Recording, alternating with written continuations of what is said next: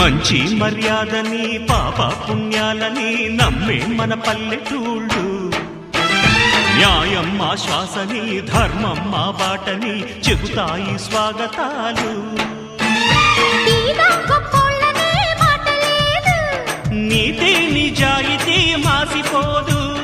మత్సలేని మనసు మాది మంచి పెంచు మమత మాది ప్రతి ఇల్లో బొమ్మరి